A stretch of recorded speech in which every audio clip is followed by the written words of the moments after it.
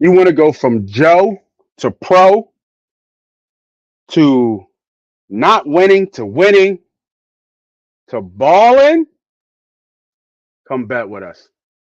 This is Money Pot. Let's go.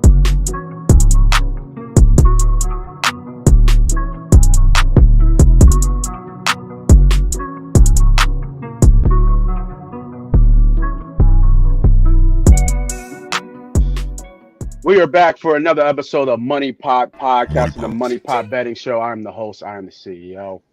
I am him, as they say, these youngins say.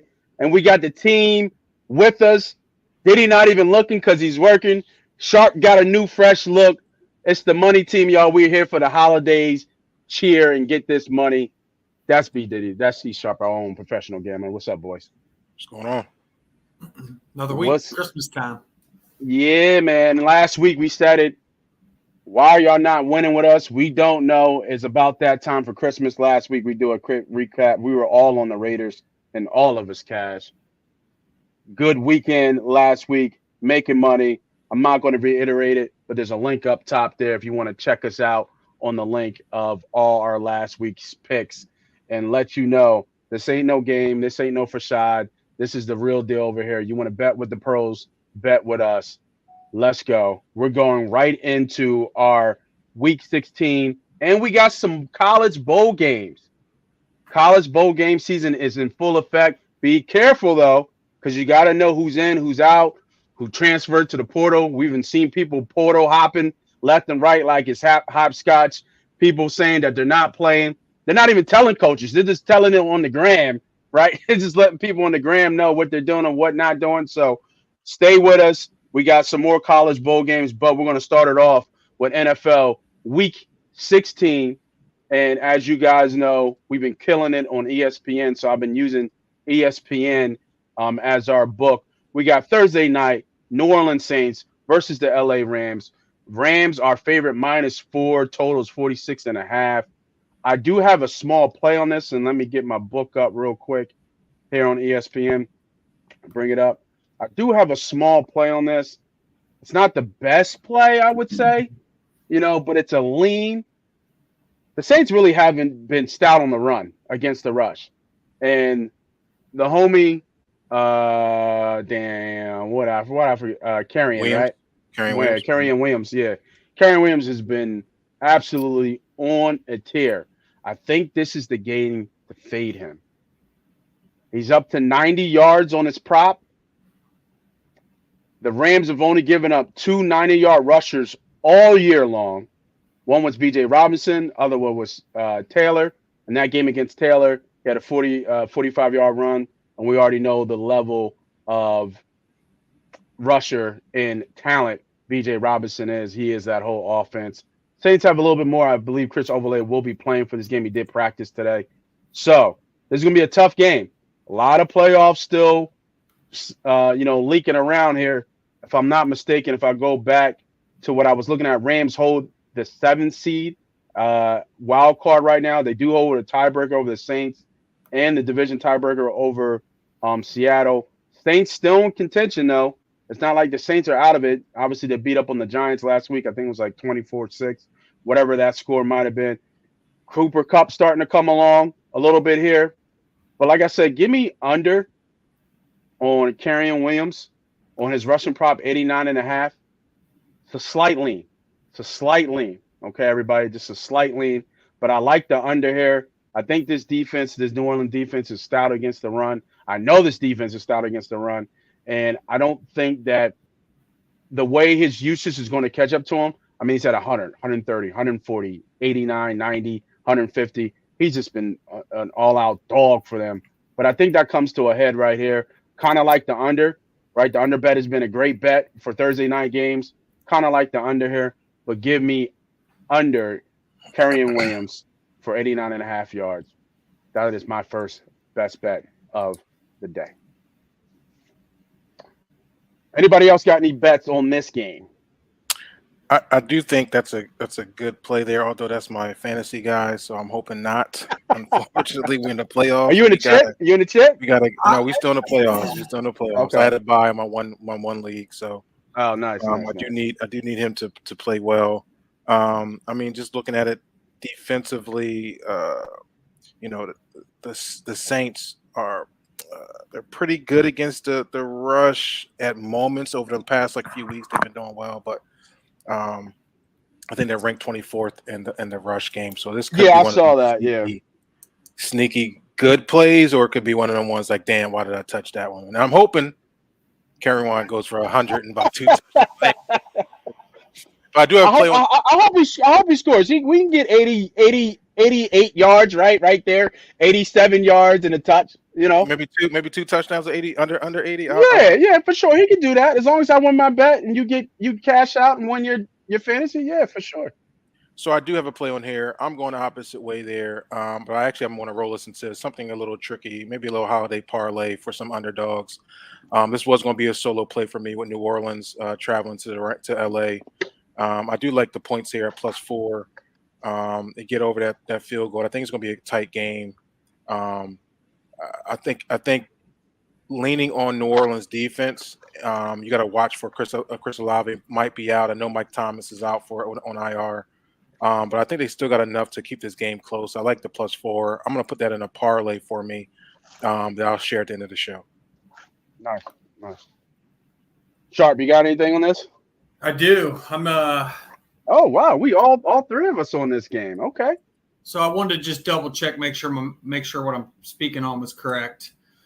So this line opened up at 4. It hasn't really moved. It's taken some action. It has moved a little. I guess now you're kind of universally looking at 4.5.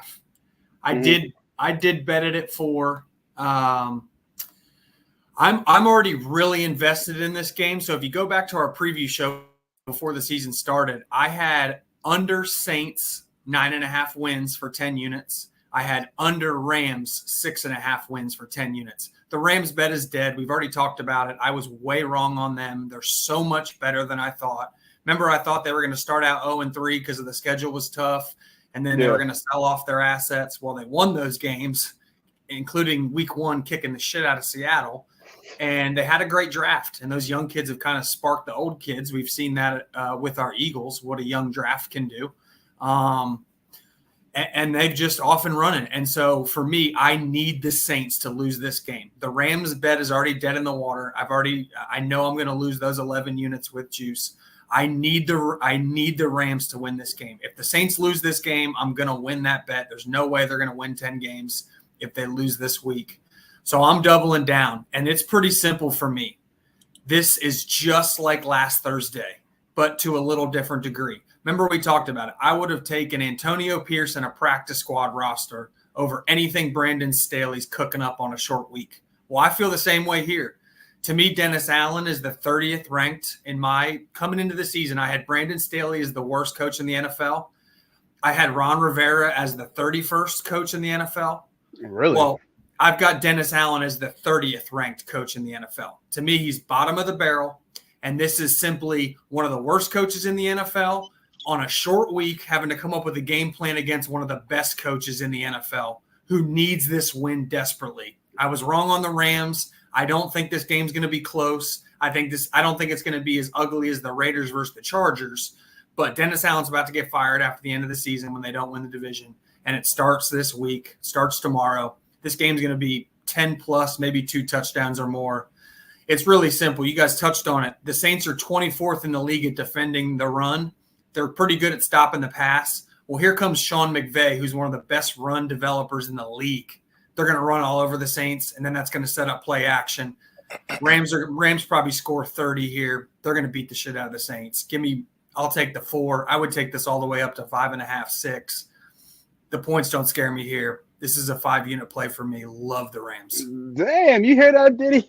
He wants the handicap match. He wants Diddy and Moss versus Sharp. I hear it. Yeah, I like it. Go ahead. This is about as big of a coaching disparity as it gets. You're talking about a top 5 coach and a bottom 5 coach. I mean, that on game plan alone, short week, Dennis Allen's dead in the water. What do you see the score here, Sharp? Huh? What do you see the score being here? You gotta like the over 30-17.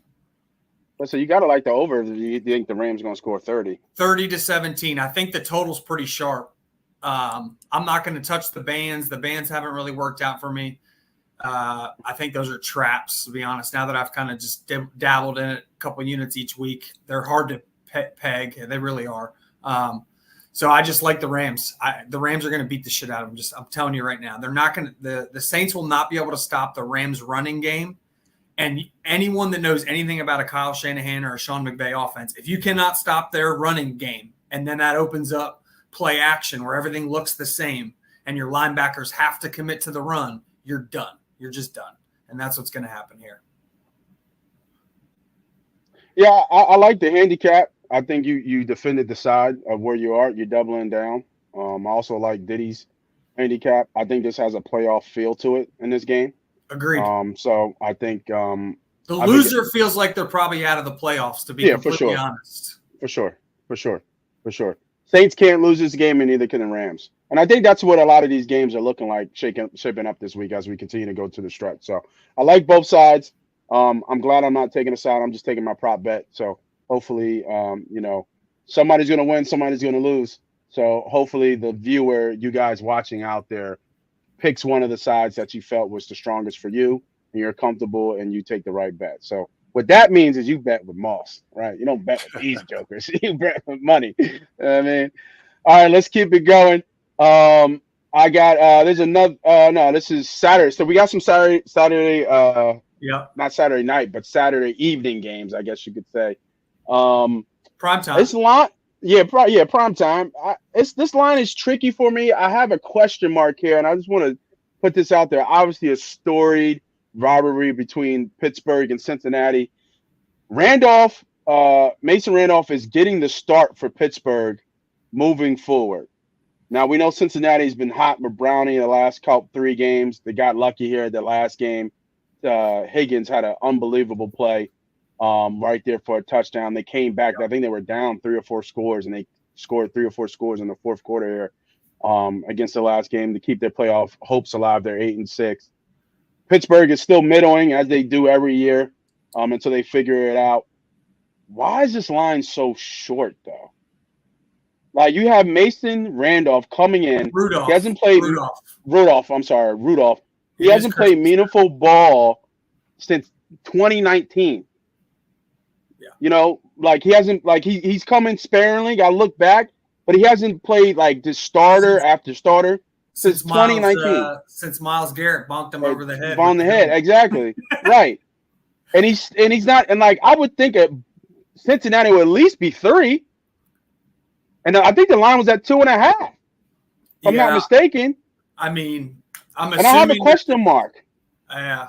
This line doesn't make sense to me either, man. I don't. Yeah, I feel like this is a no bet, but I like Cincinnati here in this spot. I think Cincinnati makes a lot of sense. Even when Rudolph played, he wasn't good. He was another game manager, as Cam would say, right? A poor man's game manager at that. Right, so, man, I my gut is telling me Cincinnati. The line is telling me to stay away. I have a slight lean here to Cincinnati. I just wanted to see what you boys thought. I think Chase is going to be out this game. I think Chase is going to be out a couple games. He hasn't been ruled out, but I think he has a separated shoulder, so he's going to be a couple games out. I was looking at T. Higgins here. I have a prop bet on T. Higgins over 58.5. I just by force feeding him, he's going to get the ball. He's going to be the number one. Micah Fitzpatrick is out for the Steelers as well. So that opens up some deep balls here, I think, over the top here where they might take some shots. I think 58.5 is a little bit low. They have some turnover on Pittsburgh, right? They're talking about, getting rid of some of the coaching staff. You got Pickens not blocking. Like, something in Pittsburgh is off. And obviously he's going to point to Tomlin because a lot of people want Tomlin fired, which I think is just a travesty to have him fired. But, it might be best for everybody. It worked out for Mike McCarthy and the Packers, so maybe it's just one of those things where it's time. Yeah, it could be that it's time, but you're not going to replace him with anybody else that's better. Like, it's just not. You might not. But remember, the Packers are happy with LaFleur, and McCarthy's happy with, in Dallas. So sometimes it just works out for both parties. Andy Reid, the Eagles are happy with how things turned out. I mean, sometimes it's just time. I didn't think it was happening in the middle of the year. But sitting here today, the week of Christmas, if you told me Mike Tomlin and Bill Belichick are both on the open market at the same time, I would lean that way than them both coming back. Yeah. Yeah, no, I agree. So my first official bet for this game is let me bring it up so you guys can see it. It will be T. Higgins over 58.5 yards receiving. He'll probably be the most bet player in this game, but I think it makes a lot of sense here for me. He's just going to be force fed.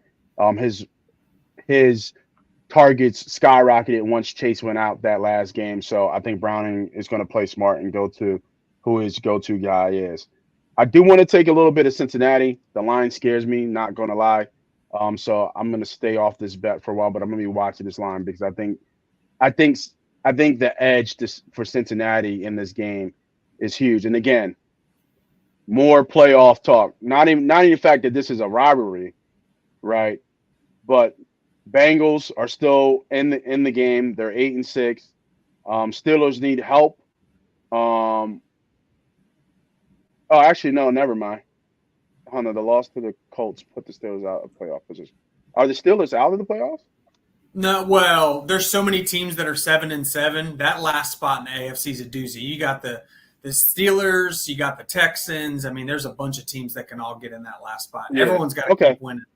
The Colts are still alive, actually, believe it or not.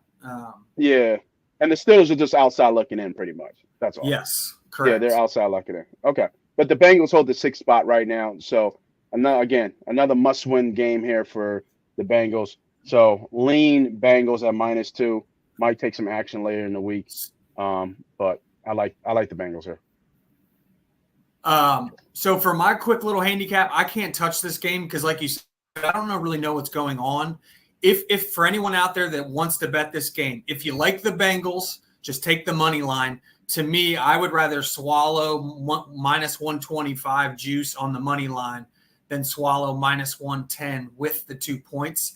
Because if they win by 1, you'll be kicking yourself you didn't do that. And this is shaping up to be one of those classic AFC North 17-16, 20-19, 21-20 type games. So if you like the favorite and you think the Bengals win, just take the money line. If you like the Steelers, there's no value in that +105 money line. Take the 2 points in case they lose by 1. For me, I can't bet this game. I actually think the total's a little too low. It's going to be 45 degrees with no wind at kickoff, so it's not one of those windy, cold Pittsburgh days. I could see points being scored here. I'm just staying away. All right. All right, let's keep going down the list here. Diddy, let me know if you got anything else. I think I don't have anything else for a couple more games here, but you boys let me know where you want me to stop. Anything on Buffalo Chargers? Just have them in a teaser play, obviously. Buffalo Bills are a hot team at the moment, so I got them in a 4-team teaser. I'm in the semifinals of my big money fantasy league, and the Bills are my defense. So come on, I need the Chargers I need Easton Stick to fold. All right, let's keep going down the list. Let me know if you guys have anything on any of these games. Seattle. So right there, stop for me right there. Yeah. I'm making my stand, guys. I firmly believe this is exactly like the Bills. When the Bills, they probably didn't deserve to beat the Chiefs. They got lucky on that penalty that should have been called on the defensive pass interference that wasn't. The Bills ended up winning. It is what it is. And then you get the offsides bullshit BS of Tony, and then you get Chiefs and everyone crying about everything.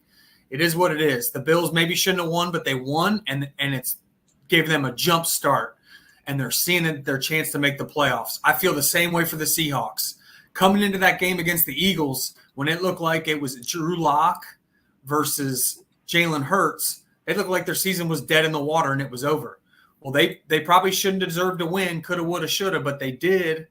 Now they're looking at a Tennessee Titans team who Will Levis is probably not playing. I mean, if you go look at that injury, it didn't look good. And if he does play, it's that exact same spot where we talked about Trevor Lawrence 2 weeks ago, where he somehow played the same week off a high ankle sprain, but he literally couldn't move and he was terrible. Remember what happened this year in college football when Riley Leonard tried playing on a high ankle sprain? He couldn't move. He literally wasn't effective. He shouldn't have been out there. This will be the same scenario. If Will Levis is out there, he's going to be trash because he can't Who move. plays? If Levis doesn't play, so this is my problem with this game. It's gonna. They've already said it. It's Malik Willis. It's going to be Willis. Front it's not going to office be wants to Tannehill. go for draft picks. Vrabel is safe. He's not going to lose his job. They like what Will Levis and Vrabel have for next year. They're just going to gut their roster and get rid of Henry and all the old heads, and they're going to go young. So they're probably looking for draft slots. I don't even think Tennessee cares to win this game at all. This could get ugly. Seattle needs this game. This was shaping up to be a Bills versus Dallas where Tennessee just gets their ass whooped. Give me Seattle. I need this game for their win total badly. Seattle -3. I would take this up to -4. This isn't a 5-unit play, but it's a 3-unit play for me. Let's go, Pete Carroll. Let's get them rolling. I don't care if it's Drew Lock or Geno Smith. The Titans are dead in the water if it's Malik Willis. Go ahead, Diddy. You add something? No, I mean, I think the take is good. Obviously, with Will Levis out, I'm not really a fan of Malik. Malik Willis coming in. I mean, he showed me, or they've shown me with this Tennessee's offense that they don't have any confidence in him. I don't know if that's going to change within a week. So, with that being said, I do like Seattle here. I think the spot is there. The only thing I fear is just coming off that big win against the Eagles and them traveling over to the East Coast on a shorter week. Does that hinder them? But maybe that's why the line is 3 and not 3.5 or 4 for Seattle. But I do like what he's saying as far as taking the 3. Maybe by a point to get it under the 3. But I do think with the quarterback injury, Seattle should come in here and make a statement. Because like you said, they are in the playoff race versus a team that's not and are down to their third quarterback. And the line has moved. It opened at 2. So they opened at that same Bengals line. This line and the Bengals line opened the same way. And the Bengals line hasn't moved. It stayed at -2, road favorites. Obviously the Seahawks has taken enough action to move at that point. So there's obviously sharp money coming in on Seattle. So I guess we'll see what happens. Yeah, I like the take. I like Seattle. I would maybe see if I can find some money line here. I will say this real quick too. Look at if it is Malik Willis, that will open the door for Derrick Henry props. Seattle's not very good at defending the run, and if you got to stop the run of Willis with Henry, I would look at Henry props. Like he'll probably have a good day. Yeah, I agree. I was looking at money line. The only thing that concerned me, I didn't see anything whether it was going to be Willis or Tannehill. Because if it's Tannehill, I love Tennessee. You know what I mean? I do. If it was, that's the big question if it's going to be Tannehill or not. But I mean, if it's going to be Willis, I get it. But if Tannehill plays, you know what I mean? I'm a fan of Tennessee. Someone I trust told me it's going to be Malik Willis. Who else? Okay, all right. We'll take it. We'll take it for your word. All right, let's keep moving down the list here. Let me know if you guys have anything. Cleveland, Houston. Yep. Go ahead. You got something on Cleveland, Houston, or no? I know CJ's out. Yes, I do. I'm not betting the game. I didn't know if you were going to say anything about that game. I mean, it's another interesting line. I think this goes back to what Diddy was saying early on. Some of these lines are a little bit tricky, and with one of the best defense coming into town against Houston, who's just ravaged with injuries from the quarterback to receivers. To me, this line, and kind of even with Tennessee's line, this tells me that the coaching, right? The coaching, like Vrabel is not going to have a Tennessee Titans team that's going to lay down. So that's why that line is just right there at 3. Houston with DeMeco Ryans, who, should be in the leading candidate for Coach of the Year. He is not going to have this team not lay down. These guys believe in what they're doing. We saw in the locker room, if you didn't see in the locker room with Simeon Rice, they were clapping. They were ecstatic. He was ecstatic. You could feel that energy just from the camera. Houston's going to be ready to play. And Cleveland kind of faltered last week. They kind of came on strong a little bit. But we saw what Flacco is. We saw good Flacco and we saw bad Flacco last week. So it's going to be interesting, I think, with this game because Chicago could have easily beat Cleveland last game. But, maybe this is Joe's little, farewell tour and his song to to be able to score. So, I mean, we'll see. I mean, a line short for a reason. You know, I'm not gonna lie to you. I think the home dog is super live here. To what the line's telling me. Yeah, this is an interesting week for. Remember, we've talked about it a few times. Sometimes the weeks line up. This is a nice week for the money line underdog round robin. I think there's some 2.5 point, 3 point, 2 point dogs that are live this week. And some of them are going against the handicaps I like. But if you're just out there, this is a good week to get good value. Remember, the round robin is where you're essentially taking a bunch of teams, betting all the combinations, and you just need 2 or 3 of the upsets to happen to net money. And if 3 or 4 of the upsets happen, you're printing money. So to me, it feels like a good week for a round robin's money line underdog week for sure. And I think Kevin Stefanski, I think it is, right? Yeah. Coach for Cleveland. I think he's in there telling them that we can control part of our destiny, right? They need some help, right, to clinch a playoff berth just because it's so clustered in AFC. But the first thing they need to do is win the game. Control what they can control, right? If they win the game, Pittsburgh loses the game, there's a couple other scenarios that ride on and they get a playoff berth. So they could potentially be in the playoffs. I think they'll treat this game as such. But, in Houston, I think that's going to be a tough game. It's just so crazy to me how the NFL works. Like preseason, everyone's circling this game is, oh my gosh, Deshaun Watson back in Houston versus CJ Stroud. He's going to get booed. Oh, wow. I didn't even think about that. And then it turns out to be Joe Flacco and Stroud's backup. It's just like that's how the NFL goes. Whenever you think something's going to happen, it goes the other way. Love storylines. Yeah. All right, let's keep it moving. Diddy, I know you got some special bets here before you might even jump off. Let me know what you got here, bro. Yeah, I mean, mine, like I said, I'm just going to go hit some teasers. There's not many single bets I have here. Like I said, I think for me this week, the lines have been really tricky. Like you said, a lot of short lines. I think they can go any way. The ball can bounce either way. So nothing really stood out for me. I think Sharp kind of talked me off the New Orleans ledge a little bit. Oh, okay. So I may not pull that trigger with New Orleans +4. But I do like Seattle here coming across the country and playing a hobble Tennessee team here. But let me just give you my teasers because you know what I do. I give you the teasers and we cash on out, baby. That's what we do. King of teasers. Did you hit them all? Your percentage has got to be ridiculous on your teaser, man. Don't can't tell everybody. We say it on the show. They got to play it and then they know. Yeah, they got to go back. You got to check it out. Did you like this week? I know you didn't like this week for standalone, but did you like this week for teasers then? I did. I did. It was a lot. I just didn't want to give a whole lot. I should grab a Snickers because this could be a lot. No. Only got 3. And I got a 10-1 parlay. That's 3. That's 3 today, Sharp. Yeah, you have to understand how he bets.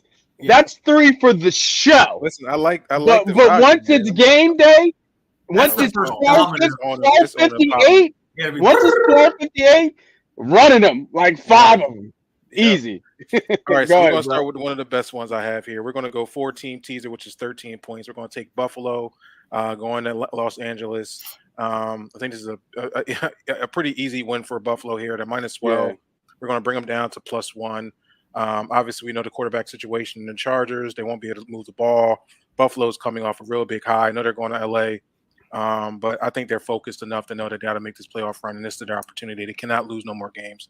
So give me Buffalo here, +1. We're going to take Cleveland going to Houston, give them up to +11. That's a 13-point teaser. I believe it gets to 11, right?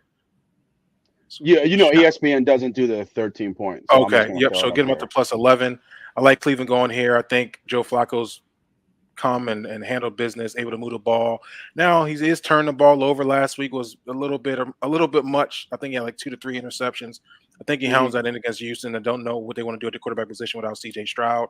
especially if CJ Stroud's going to be out, and I think he's already been ruled out for the second week in a row. So give me. And not to cut you off, bro, but I love the Buffalo pick because I think Buffalo travels well. We already know what happens over in LA, so that's gonna be a home game for Buffalo, in my opinion. Yeah, that is correct. The Rams who own that stadium, their ticketing director has said the Bills have purchased 2/3 of the tickets versus the Chargers. For sure. It's going to be a Bills home game. So that should be on every ticket. I really like Texans here. I'm not going to hold you. I'm starting to really like the Texans here in this game. But go ahead. Go ahead. Finish it. Yeah, I just think this defense for Cleveland is going to travel here, going to Houston inside a dome. I think there's an opportunity here for Cleveland to continue to push for a playoff spot, and they're in the driver's seat in their division. So with Joe Flacco able to move the ball and push the ball down the field, you're able to get the ball to Amari Cooper, which you're seeing he's a big target for them. I think they'll be able to kind of handle business, and we're getting them at plus 11. So if they are going to lose, this team's not losing by more than 2 scores. So give me Cleveland plus 11. We're going to take Detroit going to Minnesota. I think this ball continue to roll. Now, I know this is a rivalry game. Detroit Minnesota's a rivalry game. I just feel like there's a little too much more question marks at home at Minnesota. I think Detroit should be able to keep it close. So give me to plus 9.5, more than 2 scores. I don't think if they're going to lose, they're going to lose by that. So give me 9.5 with Detroit with that 13-point teaser. The line is set at 3.5. We go to 9.5, and then we're going to go Miami playing Dallas at home at plus 11.5. I think this will be a high-scoring game. I think it'll be a really good game to watch on a television screen. I think it's a lot of bounce back for Dak and the Dallas Cowboys, but I think it's going to be a high-scoring game. I really like Miami outright in this game. People are going to fall on on Dallas. I think Dallas loses 2 of these next 3, but give me Miami plus 11.5. If anything, if Dallas does get start going, I think we'll get the back door and at least cover the 11.5. So that'll be my first 4-team teaser.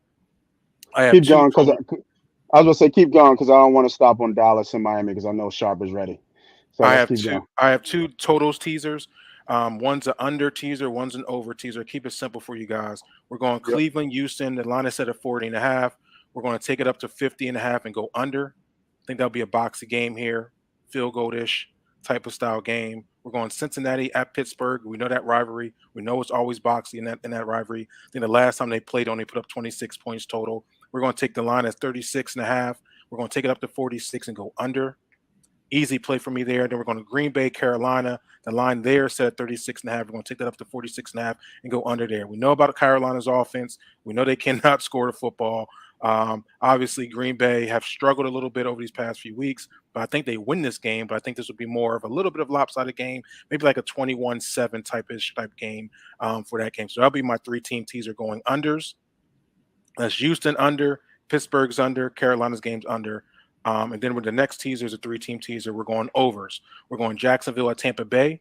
That's 40. The line is set at 42.5. We're going to bring that down to 32.5 and go over. Both teams can score. I believe both of these teams will get in the 20s. If least it may be a 20-17 game, which will still be a tight game, still low scoring, but that gets you over that 32 number. We're going to go Dallas, Miami. We already talked about that. I think this Dallas-Miami game is going to be high scoring. We're going to take it from 51.5 to 41.5, and we're going to go over. Dallas screwed. For some reason, their offense was not clicking, and they fucked my teaser up. We're getting over, I think, 36.5. They better not do that shit. I'm sorry, it was 42.5. They better not do that shit this week. All right? I just can't see how they This will be a different scripted game, I would think. I would think so. Now, Miami's defense has been balling these last 3 weeks. That's a fact. Miami's defense has been getting after the ball, creating turnovers. I think when who's the cornerback I'm missing right now at the top of my head? Xavier Howard? Not Xavier Howard. You talking about Ramsey? Ramsey. Once Ramsey came back, we start seeing that click of the next step for Miami. And you can see that in the fantasy point side. You can see that on the defensive side of the ball with turnovers. So I like this game to go over. In Baltimore, San Fran, we're going to go to that Monday night game. We're going to take 46.5, bring it down to 36.5, and go over. I like this game. I like both these teams. I think it's going to be a real big battle here. And that line is telling you, that totals line is telling you at 46.5 that they think it's going to be some points scored. So give me down to 36.5. I'm going over. Everybody know this is a Monday night game on Christmas, the last night. Yes, Christmas night game. Everybody know everybody's going to be watching this game. I think they want to have points on the board. So give me over to 36.5 for the Baltimore San Fran. Last parlay, the last parlay is a 10-1 parlay. And let me just pull it up because I already put it in. After listening to you boys, just had me switch a little bit sharp. So I'm going with you. Yeah, you put the Rams in there. The Rams are going to roll. The Rams. This is a money line easy play. 10-1 easy Rams 16 parlay. Rams to win money line. Bills to win money line. Packers to win money line. I'm going Browns to win. This is getting me that 10-1 because it's their shortest line at -140. Browns to win at Texans money line. Seahawks to win at Tennessee money line, and we're going Detroit to win money line. That's 10-1, 10+1. We're taking that and we're going to cash out. Do what you may. Put a quarter on if you want. Put 50 on if you want. Put 75. Put a full unit. But this is what I see happening here. Easy money, 16 parlay. And that special parlay bet that Diddy just did, I want you guys in the comments. Tell me who fucks it up. Because there's always one. Damn! You gonna throw that juju on me already? Who's gonna fuck up this parlay? Nobody. Hopefully you hit the first 5 so you can hedge out of that last one. Because it'll be that last one if not. So, sometimes what I like to do on these 16 teasers is I usually try to do a late game, but unfortunately, I'm trying to get my money early. So this will let me know what I need. This will let me know what I need to do for the second half of my parlays for the Sunday nights and the Monday mornings, Monday games. So we still have opportunity here. Let's get the money early, and then we'll go into Sunday. I like it. But make sure y'all put in the comments who y'all think might fuck this thing up. Might fuck it up. You already think Houston's gonna fuck it up. We already know what you think. Yeah. I like Houston. Why? Why do you like Houston? Tell me why. What they show? I think the line is. I think it shows me that they can win without their quarterback or their starting receiver is what it shows me, and that the coaching is A1. He can will them to win. Now it was against a bad Tennessee team, like a bad Titans team, but I mean, when's the last time Case Keenum was playing anything? I think that defense is really good. I think that the security blanket is it Njigba? Who's the tight end for Cleveland? Njoku. Yeah.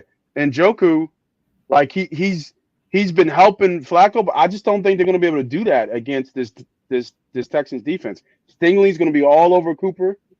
Yeah. I think it's going to be tough. I think it's going to be tough for them to move the ball. And I think that's why the line is short. Tough for them to move the ball? I think so. I think it's going to be tough for them to move the ball. Like Houston's good at home too. Will Anderson out again? Will Anderson. Hey, speaking of which, do you see who had a really good game? Will Anderson missed this past week, but did you see who his replacement was and who played well? Derek Barnett. Oh, Barnett. It was Barnett. Barnett played well last week.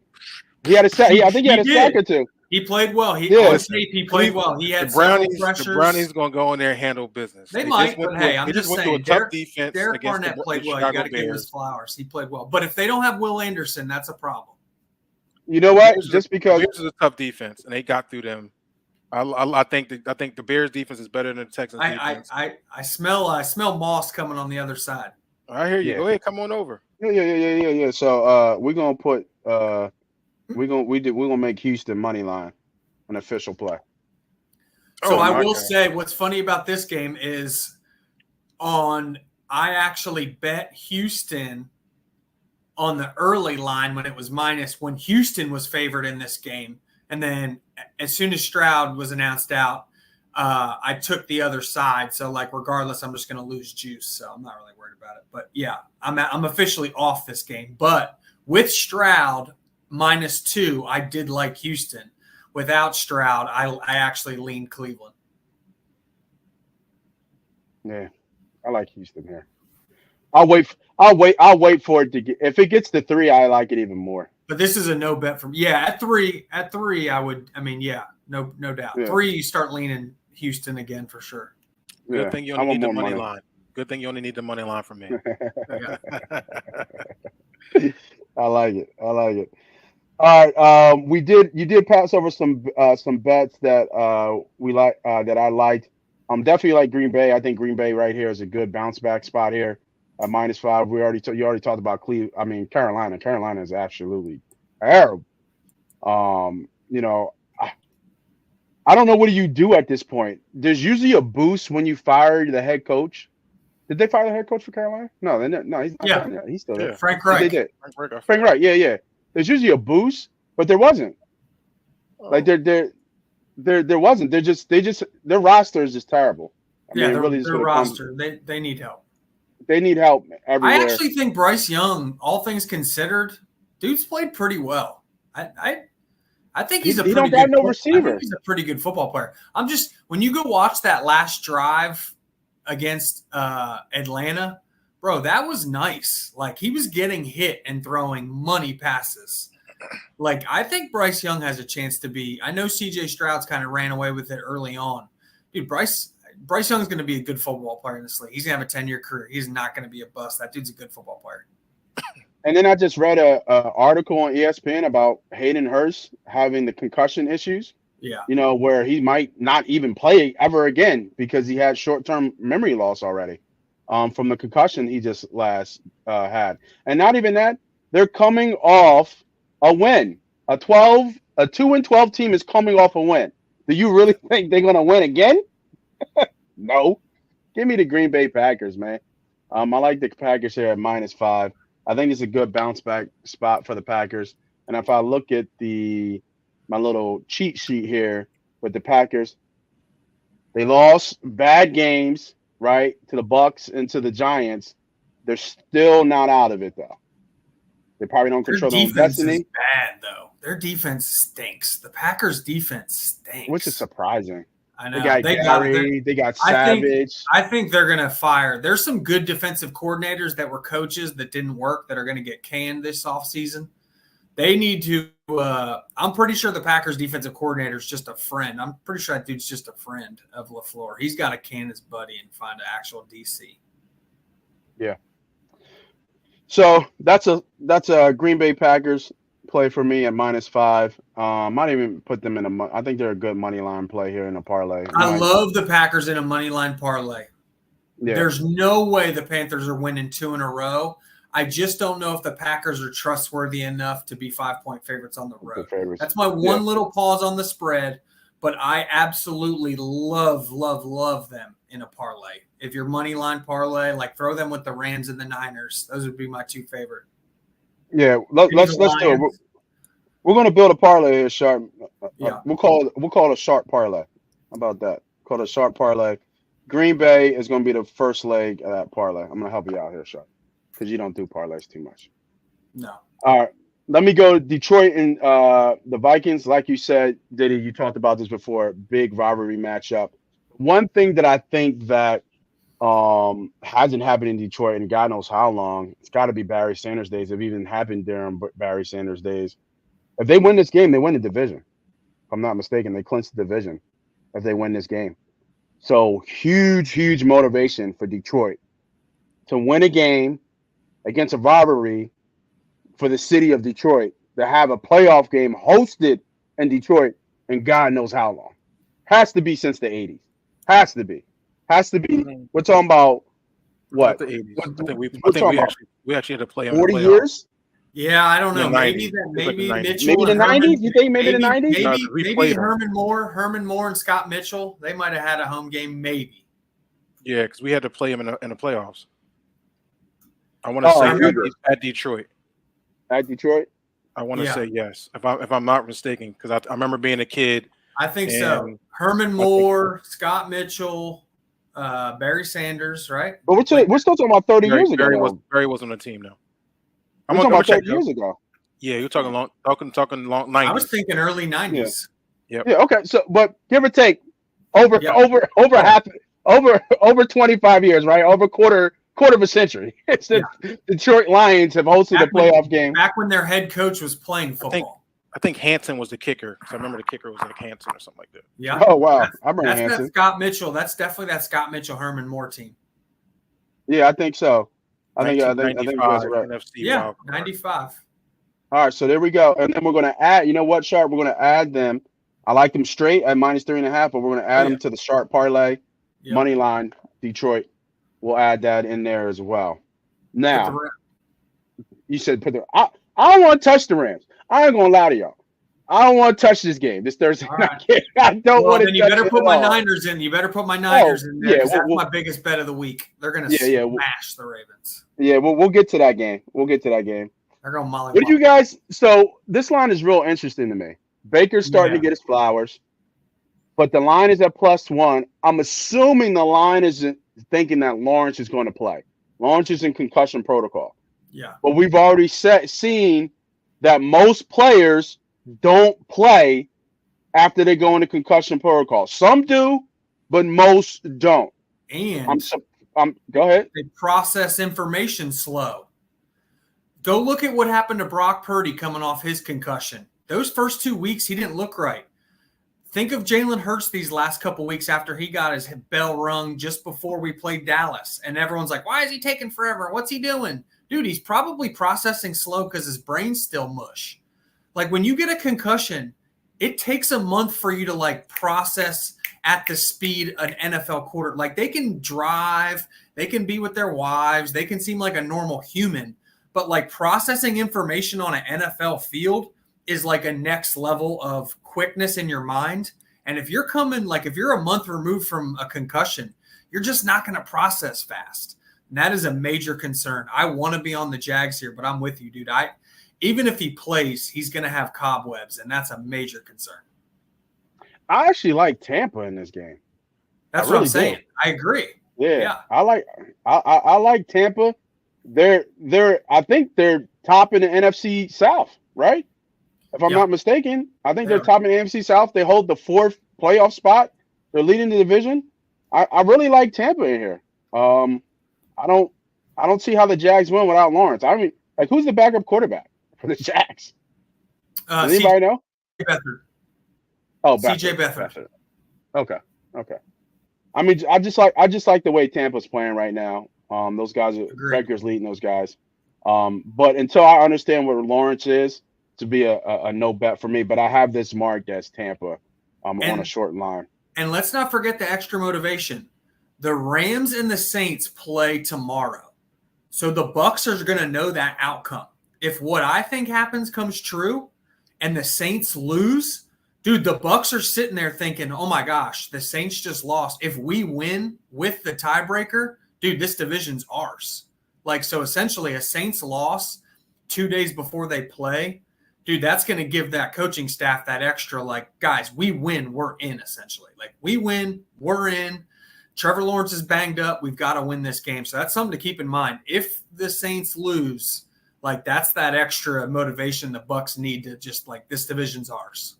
Good take. I like it. I'll write that down, too, to make sure I follow that. Because, like you said, if the Rams win, then, to me, I'm betting Tampa. Agreed. Yeah, I'm betting Tampa in this spot.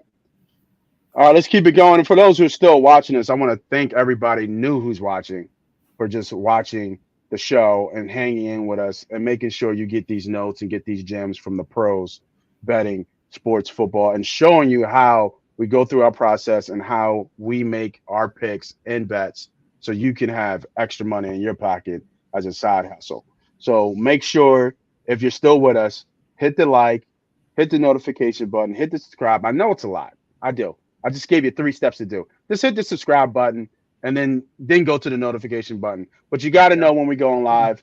We got Sharp is coming out with his golf picks coming up soon. Yep. I've been cooking on NBA. I want to say Diddy's going to do NASCAR if I can convince him, but I don't know. Baseball ain't far from coming back around, and we got college bowl season and the playoffs still coming around. So tons and tons of value in terms of for our betting fans out there. And if you just like listening to us talk shit to each other and talk shit, hey, we'll come on in and we'll keep talking shit. We got one of my best bets, college bowl season, coming up here. But this is probably going to be my biggest bet of the week, and this is this Dallas-Miami game.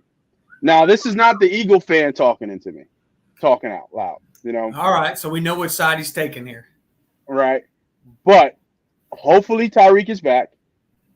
But the Dolphins showed me something last week without Tyreek, because we all talked about this team not looking the same without Tyreek Hill. We also have heard the narrative about this Miami team not beating anybody at all. And when I went back and looked at this Cowboys team, if you take out the Eagles, who have the Cowboys beaten? And that's what I was kind of thinking. So I feel like these teams are somewhat similar. Yep. Right? Somewhat this is similar. This is that Spider-Man meme of him pointing at each other. This is the AFC version of each other versus the NFC version of each other. You nailed that. I mean, these are the same teams. Yeah, they're the same teams. And like Diddy said a little bit earlier, Miami's Dolphins' defense has been playing well. I think it is a good bounce back spot for Dallas because they had such a bad showing against Buffalo. So that makes a lot of sense. But Buffalo exposed them with dynamic running and a dynamic running back. And Miami has two. So and a Mike McDaniel's run scheme, which is a run scheme.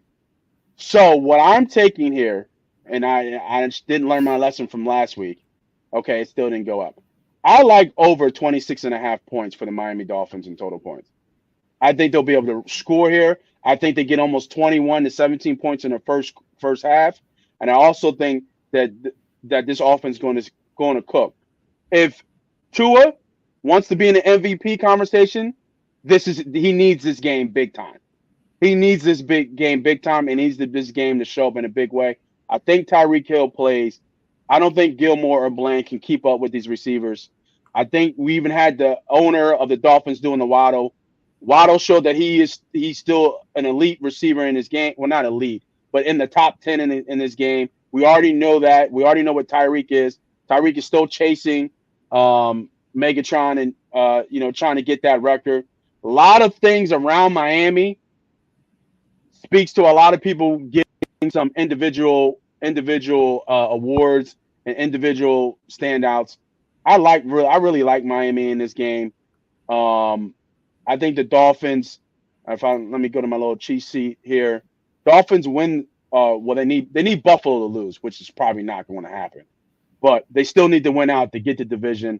And they did a special on how Miami's stadium is rigged to have almost 15 to 20 degrees higher on the visitor side. So I could see this Dallas defense getting gassed by third, fourth quarter, and their waves of running backs and running schemes keep coming. Give me the Miami Dolphins over 26.5 points. This is a 3-unit play for me. The only problem with that one, though, is that it's a 4:25 game, so it won't be such a big impact. The noon games, the 1 o'clock games are usually big for the because where the sun's at. The sun's sitting there. But now it's a 4:25 game. You won't have to worry about that. But I think everything else besides that, what you said, is I really like Miami too. I think they're a better team. I think they're a faster team, obviously, and I think they'll be to beat up on the Dallas Cowboys right now. The way they've been playing right now, coming out of this Buffalo game, like you said, they exposed. And to give you the truth is that Miami had a little, practice run against the Jets with the run game and really kind of seeing how they can kind of flow that run game pushing forward because they dominated the Jets on the ground. So they'll just take that probably that same game plan and bring it right to the Dallas Cowboys. I mean, for the Dallas Cowboys to allow Cook to have 100+ yards is ridiculous. Yeah, they just couldn't slow him down. And I mean, I'm looking at that game, and I'm just thinking the way we have seen Mike McDaniels and in the way his mind works, like he's going to try to expose that in every which way possible. That was glaring a problem for the Dallas Cowboys. So and I think we've seen this before in the scheme. Certain elite defenders, if you run at them, it's like that's the problem with Parsons. You can run at Parsons. You know what I mean? He's still an elite defender. he's still probably one of the best, if not the best defender in the league. Well, no, But I feel you can have more success if you run at him than you run away from him. the success is away. Success is away. They're leaving him unblocked. So just like the scheme for the run scheme is to leave him unblocked, and you're running the opposite way. I think that's what they were talking about as far as scheming, and he gets lost in that little space of where he should be going. That's surprising. It is, but I think that's what when I was actually looking it up not too long ago, they were saying that leaving him unblocked is a better scheme than blocking. Yeah, he freezes. Yeah, he gets stuck because he's just used a to half getting step. upfield. Just a half step, and for him, that's like when he's devastating. It's either he just triggers and goes right. And goes, when you get him thinking that half second, that's when that guard gets a hand on him, or just that tight end can scrape block. You guys know how it is in the trenches, so you're right. Running at him, and that was the same way in college. Ohio State had success when they ran at him, when they made him be the decision maker. Like when he had to decide to go with the QB or go with the running back, Ohio State usually had success going at him. All right, Christmas Day, Christmas Day. We wake up, presents down there, whatever you guys have, kids, girls, mistresses, all the above. We still have a football game on Christmas Day, and your Philadelphia Eagles are playing on that day. The Philadelphia Eagles are -12 favorites against the New York Giants. -12. And I understand. We said it week after week. I think Sharp is probably the best even kill guy who says it after week. Diddy, on the other hand, not so much even kill. But what were we 10-1 at one point? Were we 10-1 or 10-2? 10-2. 10-1. We were 10-1. 10-1. Relax. 10-2. Relax. 10-3. Relax. 10-4. Everybody just relax. Now we're sitting here at 10-4, looking like absolute dog shit on the field. Some players don't know what they're doing. Jalen doesn't look that good. We're running QB sweeps, but the play worked. He's sick. So much going around the bubble that we call Philadelphia Eagles. I want to ask you boys this one thing before we get into the bets of the game. Just fanboy with me. If they win out, is 13-4 really that bad? Are we saying this is a really? Are we on the? This doesn't look like the team last year. One, because it's not the team from last year. I think we need to be clear with that. It ain't the coordinators from last year either. We think we need to be clear. So regression should have already been thought. But since we were so good, maybe we thought we were better than we were. Whatever the situation is, and Diddy, I'll give you the floor first. If we finish 13-4 and sweep out, where's your confidence level with this Philadelphia Eagles team? I expect at 13-4 and winning the division. For me, the record doesn't matter. I've been on this podcast through the wins, yelling and screaming about the Philadelphia Eagles.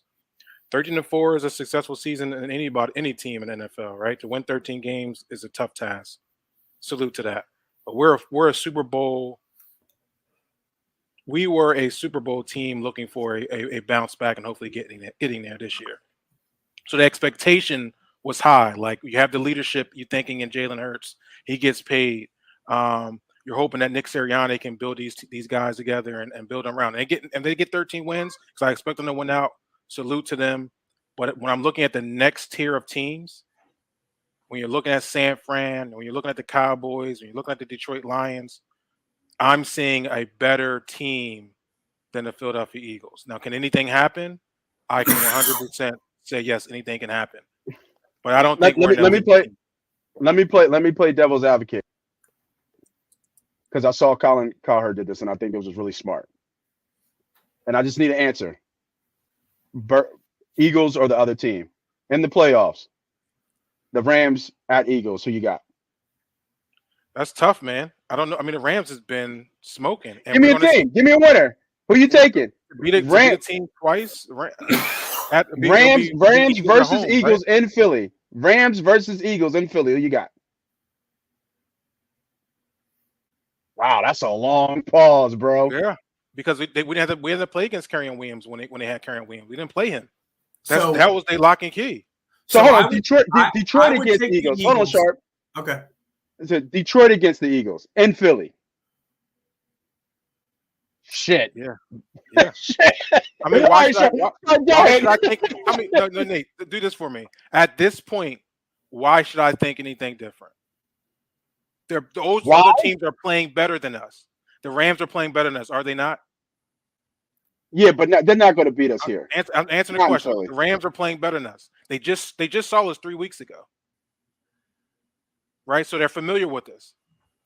Detroit Lions, they're playing better than us. So I can't say, yeah, you know what, because we're home. No. What do you mean? Because we have it's a home field advantage here, bro. I agree. Like it's not. You can't just say because we're. That's absolutely the reason. Nah, not for me. No. I just think the team is not. I think if the team shows me you're completely off on this team. Yeah, I'm not because first round exit. First round exit. To be a realist. I think depending on how these teams close out, I can see us having a first round exit. But I can also see us winning.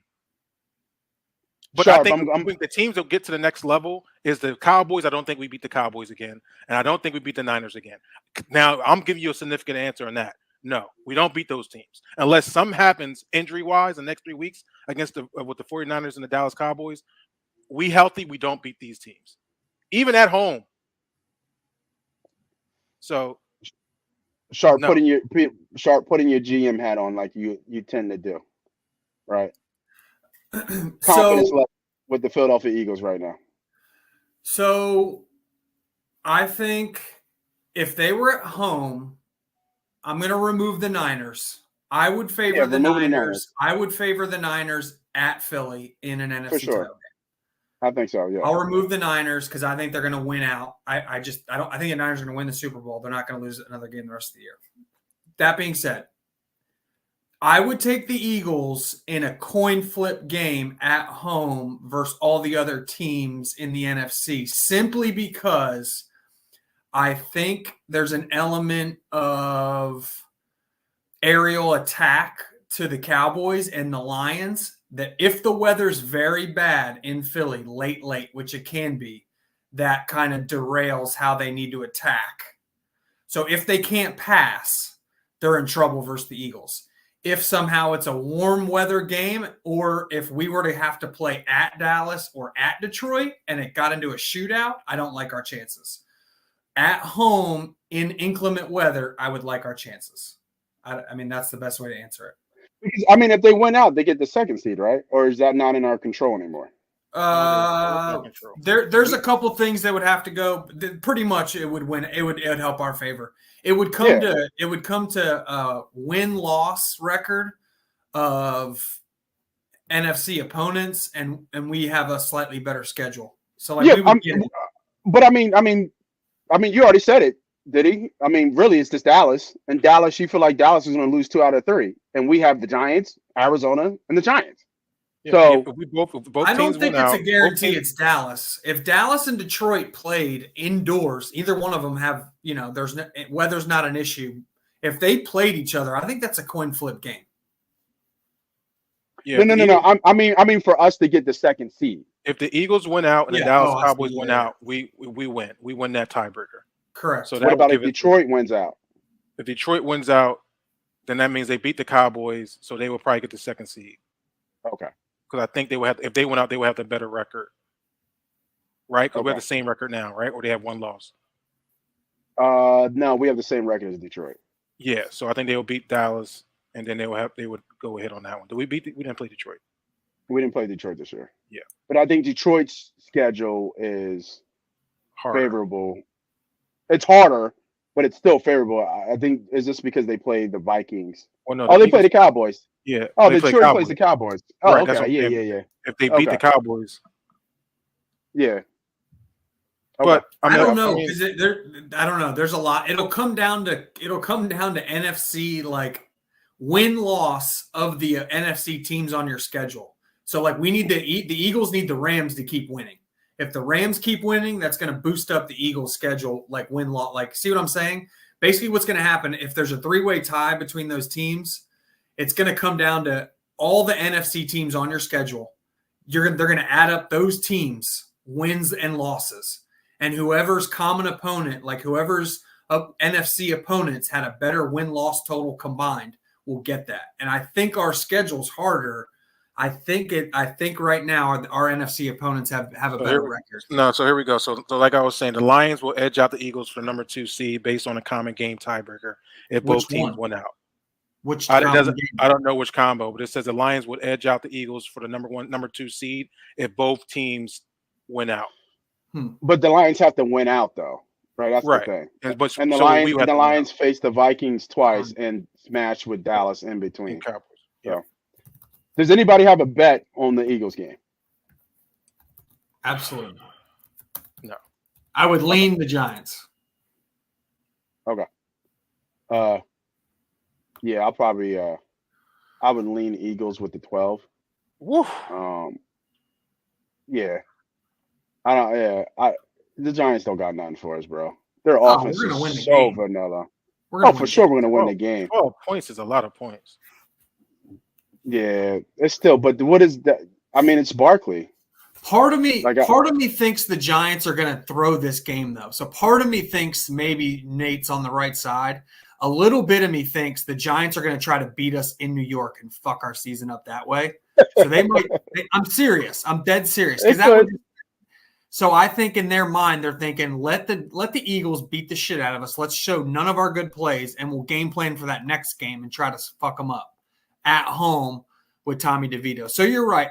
This game could be ugly, and then we sleepwalk, into the Giants that last game of the year, and they think about it. Think about it. They've lost 3 in a row. They ain't got to tell me nothing. They need. I don't. This is. You got to tell me though. I'm off this game. You can leave. They got to show me. They got to show me something different. So all right. Yeah, I hear you. If I'm with Sharp early, what he said, he said you would lean the Giants, right? That's what you said. Well, just like leaning the points, like just a divisional matchup. I tend to lean.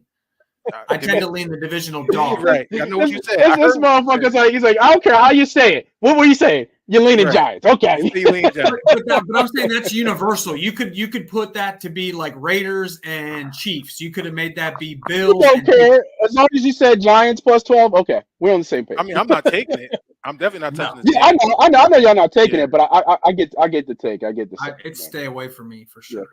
So in a possible future Super Bowl matchup, great night game for Christmas night. You have the Baltimore Ravens traveling to San Fran, going East Coast, going West. San Fran is now favored -5.5, totals 46.5, money line is 230.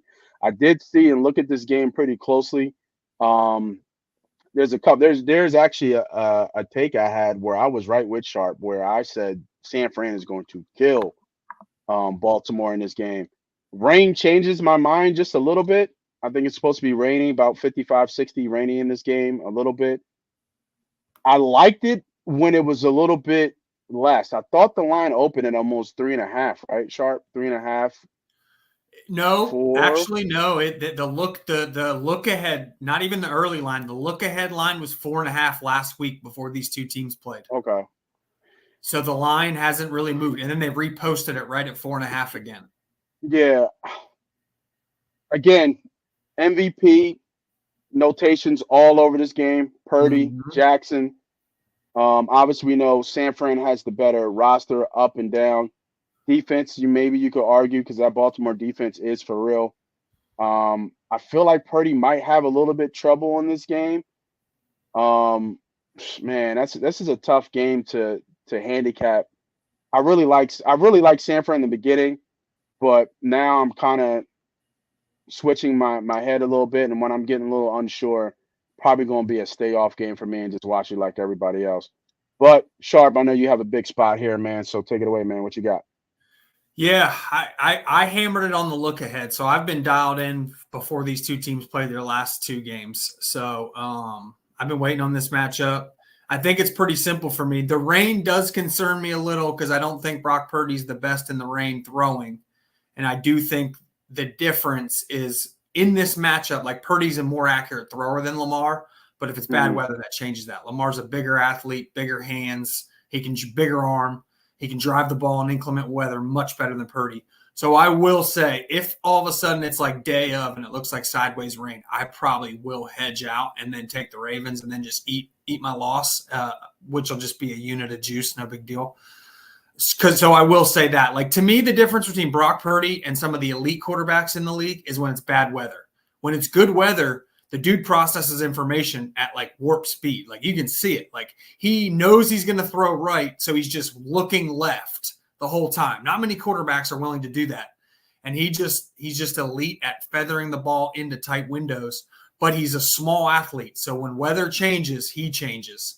Lamar's not like that. Big, strong. I mean, dude's a first-round pick for a reason.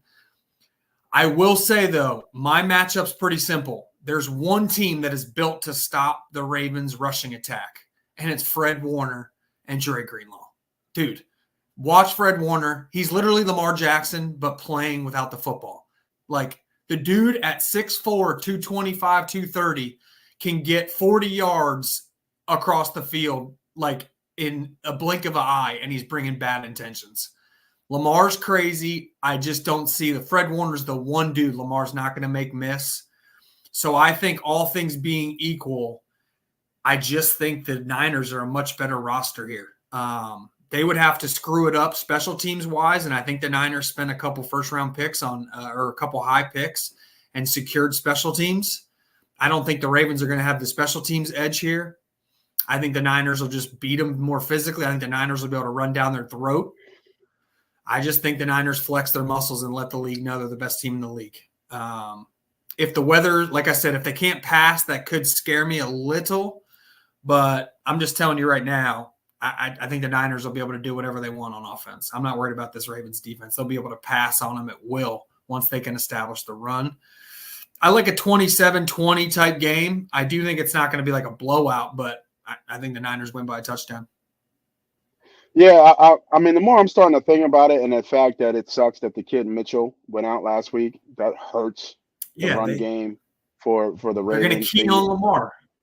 Yeah, they needed that, and it sucks. He's out with an ACL injury, so yeah, it's going to be tough for Lamar to, and he's not going to have a lot of time to throw. You know what I mean? It's going to be tough. It's going to be tough sledding for Lamar. They're going to rush his ass with Fred Warner spying. That's like an impossible. If Lamar wins this game, give him the MVP right now. Yeah, no, I would agree. Yeah, I would agree because he's going to have to be special for them to win the game. 100%, so, for sure. This feels like Vince Young, Texas versus Reggie Bush and Matt Leinart, USC. Like, he's going to have to go all Vince Young on their ass to win. Well, I mean, I know that Sharp's been on the Niners for the last 2 weeks on this game. He's been the whole year. Game, so I think the Mitchell injury is big for the Ravens. Yeah. But for some reason, I think this is, I'm looking at the under here on the total here. So I think it's going to be a little shorter. Although I got him teasing going the over. So I'm kind of playing that middle spot there of a 10-point. But I just don't – I think it's going to be a little closer than the way Sharp is saying, only because Baltimore's defense is legit. I think they're pretty good against the run. They're really good against the pass. And so I think they'll be able to kind of get after Brock Purdy. I think when Brock Purdy has those issues of getting defenders in his face, he kind of makes those mistakes. So I think Baltimore can create those mistakes. And then I always look at the kicking game here. Like, this would be one of the opportunities where you can get the kicking maybe over 1.5. I think there'll be some field goals in this game. Just like I had the Eagles over there 2.5. I think it was 2.5 field goals made for the Eagles Seahawks, especially if it's going to be rain. And you got one of the historically the best kickers in the football in Baltimore. So for me, I lean Baltimore. But I would lean. I'm not going to have a take on this game. I'm just going to enjoy the game, but I will be making some field goal plays here for sure. And to end up our for those who's been with us the whole time waiting for that parlay, I didn't forget about y'all. To end up our sharp parlay, we had Green Bay money line, we had Detroit money line, and then we will end it with San Francisco 49ers money line. Let us know in the comments who you think might mess this parlay up. Not bad, about 2-1. I'll take it. If Put you the, want put the Rams in there and see what it does. The Rams and the Birds. He was confident on that. It's going to bring it up to at least 5-1. Rams and the Birds. Rams brings it up on a 4-1, and then the Birds about 4.5-1. Birds and the Bills. Yeah, put the Bills in there. That's 5. Let's put the whole week in there. I mean, these are games that we think they're going to definitely win. So yeah, the Bills is over 5-1, 6-leg parlay, 5-1, right there for you guys. If you I like that, just money line. I like that. 5-1 money line pick here. All right. We gave him 2. We gave him 2 of those. Yeah, we did. We gave him 2. And now for those who wanted, looking at bowl season, I got one college pick, and this is a I call this a little bit of a Diddy special, because Diddy put me onto this team, and I've been following him ever since. Talk to him. And I've been bet on him ever since. And we're going all the way down here to the first responder bowl game. Give me Texas State. I've been off them since week 4. Oh, chill. GJ Kinney, baby. GJ Kinney, the fighting GJ Kinneys. Yeah. Give me Texas State over Rice. I went back to UNLV. Sharp, I thought he was going to go UNLV. He went to Texas. Oh, I was thinking. Oh shit! No. I thought about it, but then I was like, man, the Big 12 versus what's this Midwest? UNLV is out there. Mountain West. No, Mountain West. Mountain West. Yeah, Mountain West. So I was like, I do like Kansas though. I do like Kansas, but I was looking at the Texas State game, and I looked back, and I didn't follow Rice too much, but I went back. First of all, they're starting a freshman quarterback who started the last 2 games. Their quarterback, Daniels, has been out. He retired from football mid-season. And not even that. They limped into this bowl game. They got 2 wins, I believe, one was Charlotte, who was terrible. And let me go back real quick. I forget who the other team was. But the 2 teams that they actually got in on had a record of, I think, 5-12.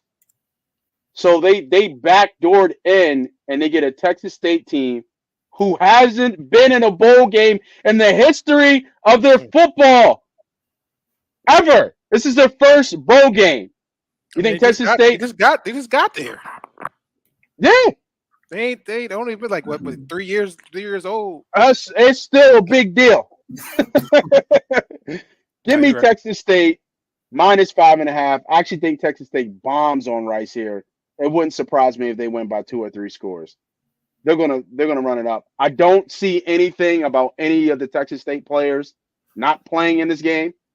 So that's a good thing. Obviously, Rice sucks. So I don't know if they have any NFL talent whatsoever. So give me Texas State minus 5.5 for the first responder bowl game. That's probably a good find. With the college football FAU, team, that's who it was. FAU, the Owls, they suck too. They're 3-12, 3-10. Yeah. But out of all the games, give me Texas State. Texas State. Yeah, who was it? I think Tulsa played all 3 of those schools in a row. Owl. They played Temple, Rice, and FAU. They played 3 Owl schools in a row. Something weird. Yeah, these bowl games are. That's why we haven't been on them too much. These bowl games are really, really tricky. Obviously, we would love to. I used to love bowl games. Used to, yeah. But now with the players, transfer not portal. playing, transfer portal, the opportunity for these young guys, you don't know what you're getting into till kickoff. Is this something that you're going to play probably live money on? And then even within the games, you've seen now two crazy comebacks from certain teams. I think Marshall was up early, they lost, and I think the biggest one was who was it the night before? Somebody was up 28-0 and lose that game.